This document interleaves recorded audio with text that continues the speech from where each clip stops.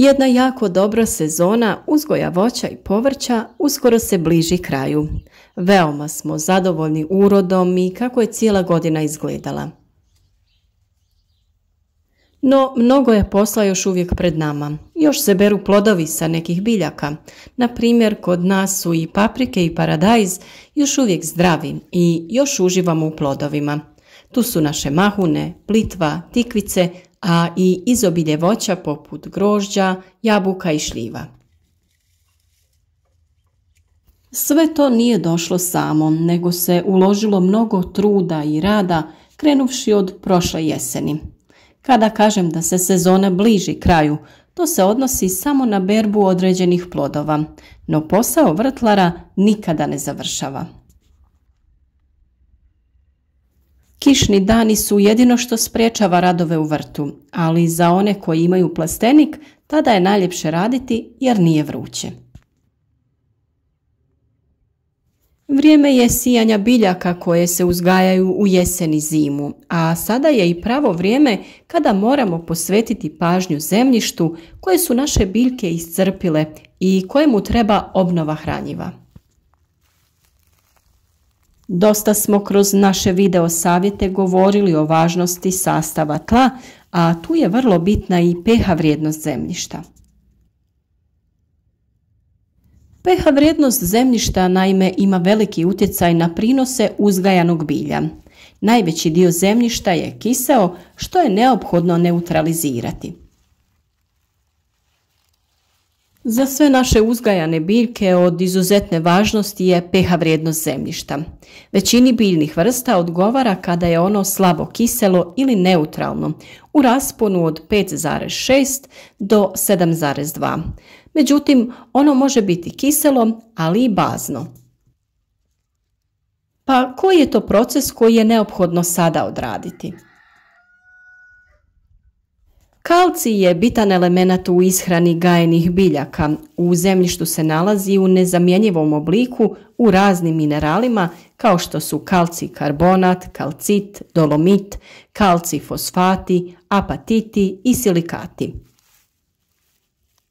Zbog načina iskorištavanja zemljišta i neunošenja kalcija putem đubriva u dovoljnim količinama, često dolazi do njegovog potpunog gubitka iz oraničnog sloja, što ima za posljedicu povećanje kiselosti, to jest smanjenje pH vrijednosti zemljišta, a time i razaranje složenog zemljišnog kompleksa, ispiranje ostalih hranjiva, narušavanje strukture zemljišta i naravno njegov nedostatak kao biogenog elementa za gajenje biljaka.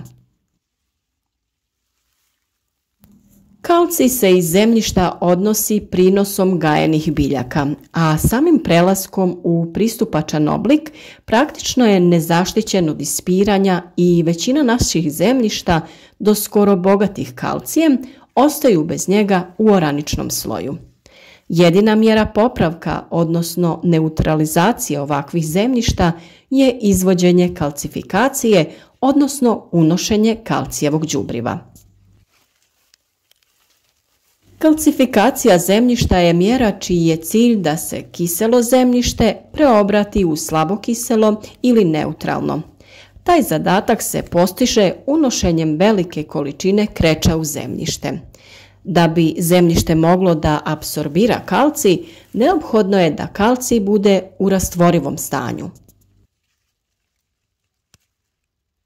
Od kalcijevih jedinjenja u vodi je lako rastvoriv kalcij hidrokarbonat. Za razlaganje kalcija karbonata potrebno je da u zemljištu ima što više ugljik dioksida. Zato je poželjno da se poslije kalcifikacije izvodi i humizacija, pa se razlaganjem organske materije u zemljištu oslobađa ugljik dioksid koji sa vodom i kalcij karbonatom daje upravo kalcij hidrokarbonat. Potreba za kalcifikacijom bazira se na rezultatima analize i provodi se kada se radi o kiselom zemljištu, što je najčešći slučaj. Cilj je da se promjenom pH vrijednosti osigura poboljšanje fizičkih, hemijskih i bioloških osobina. Osim toga što se koristi za ishranu bilja, osnovna đubriva služe i za izgradnju zemljišta, popravljanje fizičkih, hemijskih i bioloških osobina. Ukoliko se osnovna đubriva po vrsti i količini upotrebe radi postizanja značajnije kvalitetne promjene osobina i plodnosti zemljišta, odnosno trajnijeg djelovanja, tada đubriva dobivaju meliorativnu karakteristiku, pa možemo govoriti o meliorativnom đubrenju. Meliorativno đubrenje obavlja se na siromašnim normalnim zemljištima, kao i na anormalnim zemljištima. Na siromašnim normalnim zemljištima takvo đubrenje izvodi se sa ciljem obezbjeđivanja većeg fonda hranjiva, a kod anormalnih zemljišta radi popravljanja fizičkih, hemijskih i bioloških osobina. Kalcifikacija se najčešće izvodi kada je prethodni usjev uklonjen sa parcele. U ljetnom terminu se obavlja nakon žetve ozimih i ranih jarih kultura. U ovom se slučaju kalcij iz gnojiva aktivira do proljetne sjetve. Ovo je optimalan rok jer se ono do tada izmiješa sa zemljom i ima dovoljno vremena da se procesi uspore. Najbolje ga je obaviti sa zaoravanjem strništa, što osigurava unošenje organske mase. Kalcifikacija najveći efekt postiže u 2. godini od primjene. Drugi povoljan termin za tretman je jesen. Zima i proljeće su najnepovoljniji za realizaciju. Procesi u zemljištu su intenzivni, a gubimo vegetacijski period. U istoj godini se ne preporučuje gnojidba stajnjakom, jer kalcij ubrzava gubitak dušika i procese mineralizacije.